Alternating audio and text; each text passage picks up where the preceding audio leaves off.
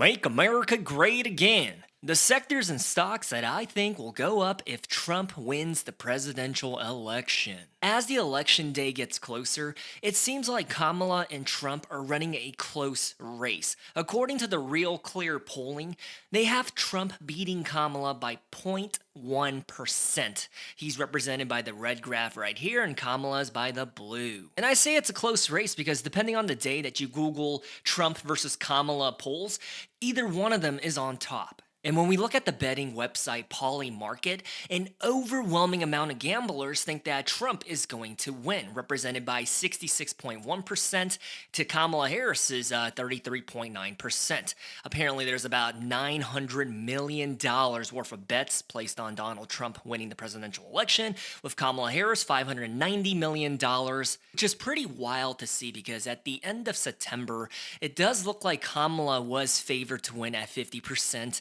And Donald Trump at 48%, but it does seem like the internet and the gamblers think Donald Trump is going to sweep this race. And another indicator that we can look at to see how Trump is doing in this presidential race is his own social media stock, which is the Trump Media and Technology Group Corporation, ticker symbol DJT. As you can see, at the end of September, it was going through a massive sell-off, and then since the beginning of October, it's just been rallying because people are trying to buy into this company before Trump gets elected. That's their investing thesis. Trump actually appeared on Joe Rogan's podcast very recently, and it was about 3 hours long. As you can see on the left side of your screen, it was like 2 hours and 58 minutes, and yes, I did listen to all of it, which made me wonder, why is this not the standard practice for all politicians running for election? To have an uninterrupted conversation that is about 2 to 3 hours long, it would really show us a genuine picture of who they are behind all of their masks and all of their memorized slogans and lines. When you have a conversation that's just free flowing, like in a podcast format, I think we get to really learn who the person is behind the politician name. So all that to say, whether you love him or you hate him, I think it's definitely worth the watch. Maybe not all 3 hours, but it's worth at least 20 minutes of your time. And what I found interesting but not surprising is that Joe Rogan threw up a poll to his followers on X to see how they feel, and the response is what you see on the right side of your screen. Over 181,000 people participated, and 96.5% prefer Trump, whereas 3.5% prefer Harris. But do keep in mind, that's a very small sample size to a very specific demographic. Then again, maybe that's because the listeners of Joe Rogan favor Trump and fit the demographic that supports MAGA, Make America Great Again. And besides, it's like giving a poll to the listeners of Call Her Daddy and asking if they're gonna vote for Kamala or not. That's the exact same type of bias that I see. So what's going on? Isn't Trump supposed to be the worst thing ever? Why are so many people rooting for the guy? Well, since this is a stock market YouTube channel, let's go ahead and talk about it. Not sure if you're tracking or not, but Trump's got a plan to cut the corporate tax rate from 21% down to 15% for the US companies that produce their goods here in American soil. That's a big boost for the bottom line of any company that qualifies, which, believe it or not, is not many out there. And he's also flirting with the idea of getting rid of the income tax for the average American and compensating that lost tax revenue with tariffs instead. And because Trump is candid about his America First approach to the economy, I'm pretty bullish on businesses that rely on American workers to get things done. This tax break, how I see it, is it's going to be a game changer for these companies that qualify. The whole idea ties right back to his campaign's core message, which the MAGA hat that you see what he's putting on right there sums up. Prioritizing American-made products and US-based jobs in lieu of overseas manufacturing. And there are quite a few companies that are already aligned with that vision. Here are some off the top of my head, right? When we think about food and CPG companies, I think about General Mills, Kellogg's, and Hormel. And then there's automotive companies like Ford, Tesla, and GM. Although sometimes GM and Ford, I would argue that they do not produce everything in American soil. And then we also have big pharma like J&J and Merck. Of course, they make and manufacture all their drugs in the US, but I'm getting ahead of myself. So let's explore what I think will be the winners in 4 years of Trump. And if you have the attention span of someone with brain rot because they're addicted to TikTok, then here are the sectors I'm talking about today, and I'll see you next time. You don't even have to bother watching the rest of this video. However, if you choose to stick around, I'll give more details on why I think these are the winners and my personal game plan if Trump wins instead of Kamala. So number one, we have oil and gas, and that's because Trump supports the expansion of drilling and fracking. He goes against everything that climate activists are about. So on the Joe Rogan podcast, Joe asked Trump a question about RFK Jr. and his hatred towards oil and gas. It's like, how are they in an alliance when their views are so opposite?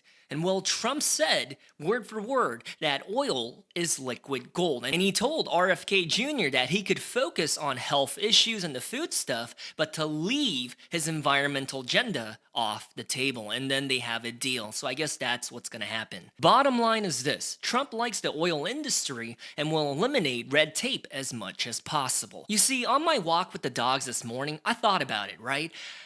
To me, I don't know if more drilling and oil production is necessarily going to be a good thing for the companies. It's certainly good for the consumers because the price of gas is going to come down in terms of supply and demand. There's going to be a lot more supply afloat. However, I don't think it's going to be all upside because if there's too much available oil out there, then prices are going to drop and it's going to impact their profits, right? When I think about the oil and gas companies. And it also runs into the question of overhead costs of transporting and storage for all of the extra oil that they have. That said, I get where Trump's coming from.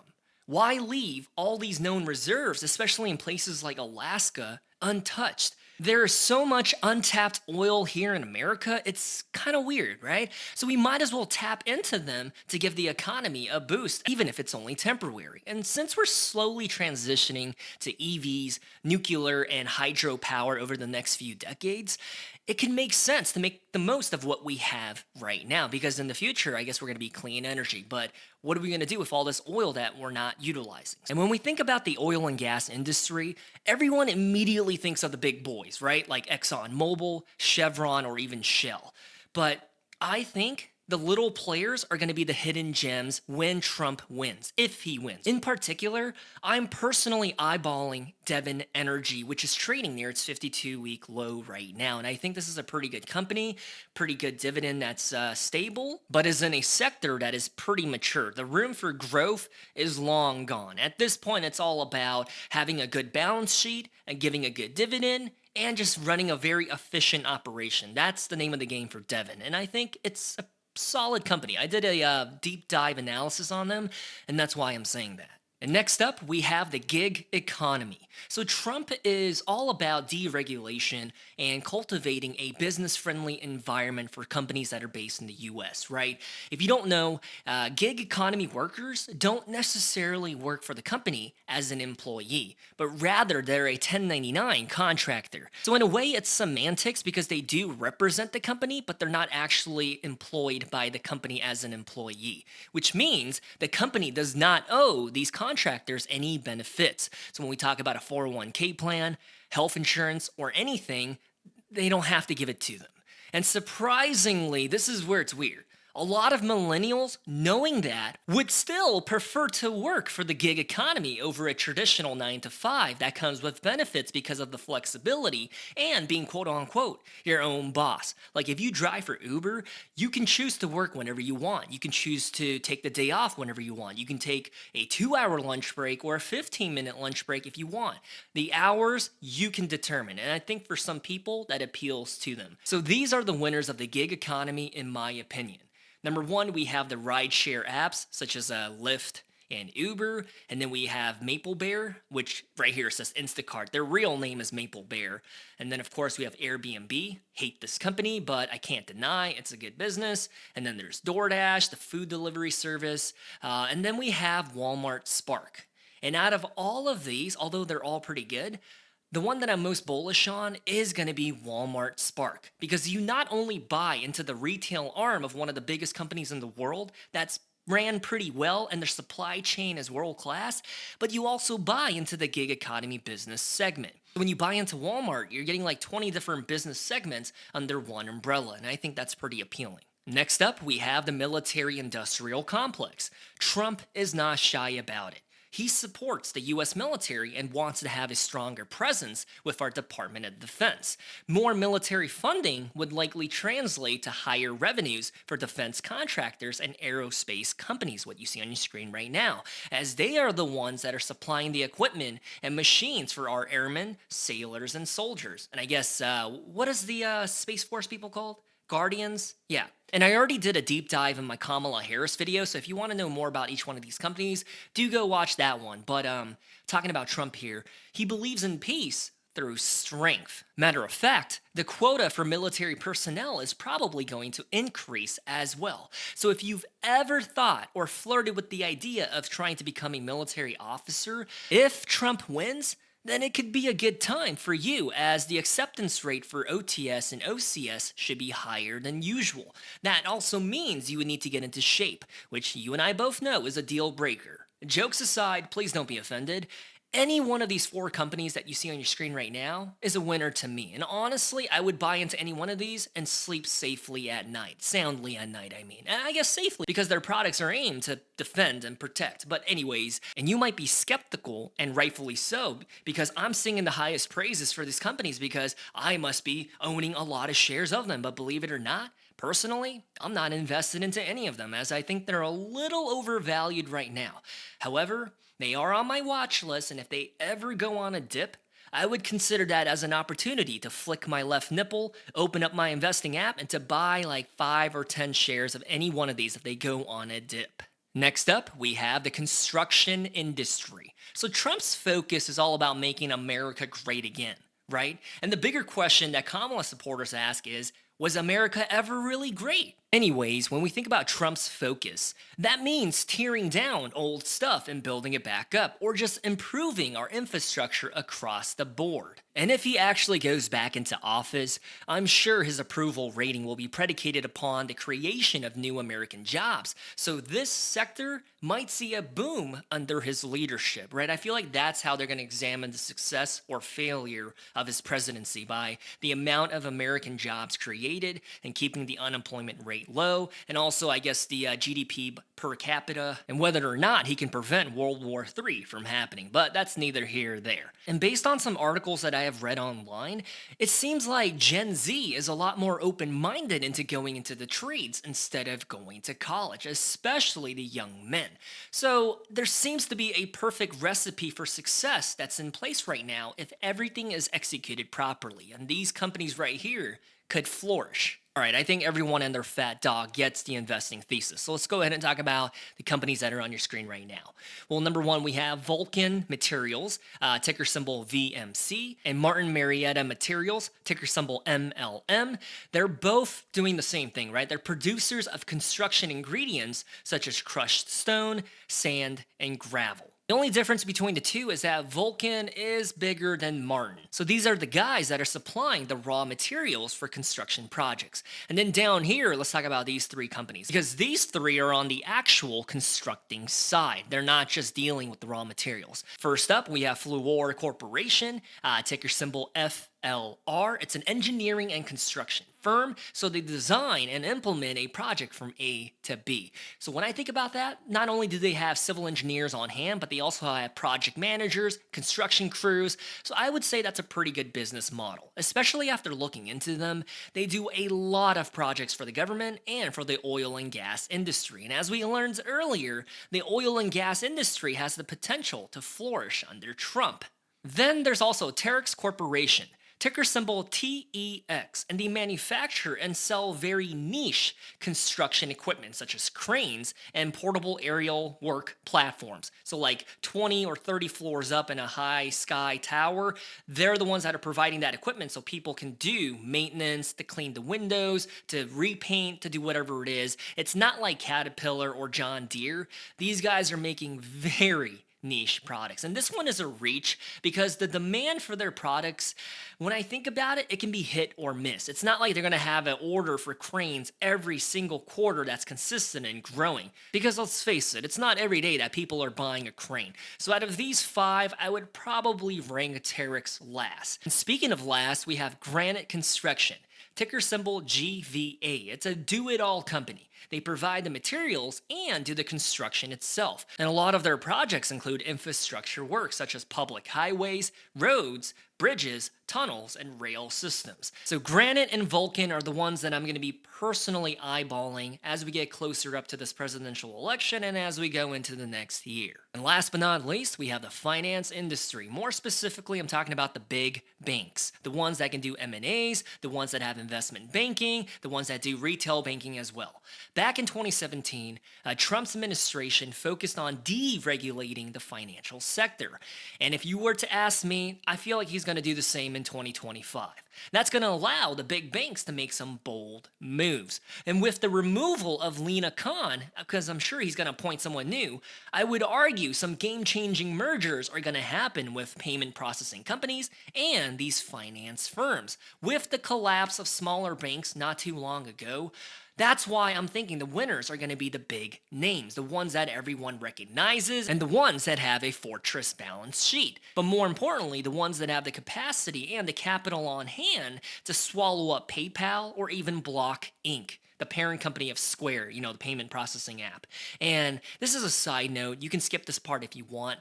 I looked into Lena Khan, and I gotta say, her resume is pretty darn impressive in that she's about the same age as me, and she's the FTC chair. Whereas I make videos for YouTube in my boxers, and half the time, I'm shirtless, so I don't know. And what I found funny is that her economic worldview is completely opposite to that of Trump. You see, Lena Khan believes in the new Brandis movement, and when I looked into it, it's a political ideology that is absolutely against oligopolies. Things like Visa, MasterCard, Amazon, Apple, Facebook. The whole idea is to break up big companies that have too much power and influence because it's not good for the economy, industries, and consumers. For example, Lena Khan prevented the mergers of Nvidia and ARM from happening. They tried to acquire them back in 2022. And another example, Lena Khan prevented Lockheed Martin from acquiring the company Aerojet Rocketdyne because it would harm competition in the defense space because they would be the only ones with that proprietary information. And currently, Lena Khan, on and off, is battling Amazon and aggressively calling out all of their business practices, which I imagine as a company is a hassle to deal with. And I found out that one of her research papers, I believe when she was a law student at Yale, she actually wrote an essay about Amazon on how it's a terrible company and how it's violating antitrust laws and it's a monopoly and they have to be broken up. Fast forward, and she's actually trying to make that happen. Listen, I don't really like Amazon, but man, this girl probably hates Amazon more than I do. But anyways, circling back to the finance industry, my preference out of all the different finance companies and big banks, for me, it's going to be JP Morgan Chase. Reason being is that I spent probably close to 30 hours prepping and interviewing for JP Morgan Chase back when I was getting my MBA, and I learned a lot about this company. And I networked with a lot of vice presidents and directors that are a part of the back-facing office, and I learned a lot about their company culture and just everything that has to do with Jamie Dimon and JP Morgan Chase. And I gotta say, when you compare it to their peers, such as like Bank of America or Wells Fargo, of course, all of them have scandals and setbacks, but I guess I'm biased when I say this, but I think JP Morgan Chase is a lot more of a quality company against the competition. And so for me, right now, I think they're overvalued. However, if they go on a dip for any strange reason, this one is also on my watch list. Before we pivot to my personal game plan, I want to go ahead and take a look at the donors to Donald Trump and his 2024 campaign. So as we scroll down and we look at this list, Timothy Mellon donated $125 million to the cause for Trump to become president. And then SpaceX, which is one of Elon Musk's many companies, donated $74 million. So when you scroll down and you take a look at this, you see everything ranging ranging from tobacco industry king to companies in the energy sector and other big name investors, and of course Elon Musk, right? So when I think about it, these are the ones that are really hoping that Trump is the next president. And I think if he does win, he's gonna take care of them. So that's one thing that I want to be cognizant of. So the tobacco industry, the energy sector, these big name investors, and Elon Musk. As promised, here are the thoughts and considerations and my personal game plan. We'll talk about that, okay? Number one, the real losers, if Trump wins, are going to be the companies that rely heavily on China for manufacturing their goods. They're going to be in for a shaky ride as Trump goes to war with China with tariffs. Not literal war, but with an economic war. Off the top of my head, I think of Nike, Walmart, Dollar Tree, Apple to a certain degree with their iPhones and iPads and MacBooks being manufactured in China, and then also like Hasbro, Mattel, the toy companies, and anybody else that gets most of their supply chain and procurement from China. They're going to be in for a rough time. You know how earlier I said the oil and gas industry is going to be thriving and flourishing? Well, under Trump, I thought maybe the renewable energy sector, clean energy such as solar panels and all of that, they're going to have a difficult time. But seeing how Trump and Elon are butt buddies now, I think Trump is going to look out for Elon while balancing his love for the oil and gas field. So maybe something like additional tax write-offs for Tesla EV sales, but also bringing down and eliminating red tape for oil and fracking drilling. So how my brain interprets and forecasts it is, it's going to be a full throttle type of economy, right? He's playing both sides of the field. And in terms of other winners, I did think of REITs because he's a real estate guy that made his fortune literally through real estate, but I don't know. I think the bigger impact for REITs is going to be the federal interest rate. And as I mentioned in my rate cut winners video, I'm really bullish on REITs because their time to shine is finally here. As the interest rate comes back down to like 3 or 2%, I personally think REITs are going to be one of the best performing stocks. I could be wrong, but we'll see. And you can make the argument that the market is already pricing all of this in. They're already thinking and forecasting that Trump is going to win, and they're pile driving into these companies, but I don't think so. Because when I looked at and evaluated some of these companies, they're still undervalued and trading near their 52-week low. And I think if Trump actually pulls it off and wins the election, the sectors and companies that we talked about here today, they're going to thrive and flourish under the Trump administration. Well, wouldn't you agree with me? Maybe I'm wrong. What do you think? Unless, of course, they do something stupid and silly, like their CEO having a racist rant that's leaked online. If that happens, yeah, their company stock is going to crash. But if things are kept business as usual, I feel like they're going to be winners. And here's another hot take. I might be wrong about everything else that I said in this video, but this one I have a really strong gut feeling about, and it's that increased volatility in the stock market is probably most likely going to occur until the end of the year, regardless if Kamala or Trump wins, because I'm sure every investor is going to be concerning themselves with the what ifs under the new president transitions and whether or not it's going to be a peaceful change. And here's the thing, I don't care if Kamala or Trump wins because my time horizon is longer than 4 years. So to me, it doesn't really matter who wins right now and changes policies in the short term right now because my plan is to dollar cost average and invest as usual. For me, it's just doing what I usually do, specifically into dividend compounders and trying my best not to overpay for a good company. So I'm a value investor in heart and I fancy dividends. I'm just going to stay who I am and invest the way I want to invest, regardless of who is the president. But with that said, I don't want to be a hypocrite here. I am going to be keeping the oil and construction companies on my radar because I truly think they're undervalued right now. With that, thanks for all the support, guys. And I mean it when I say that. I genuinely want to say thank you. I appreciate you. It feels good to be back and to have y'all letting me know, like saying, welcome back or good to see you back. It makes me happy. So thanks, man. I love you. Stay safe, and I'll talk to you next time.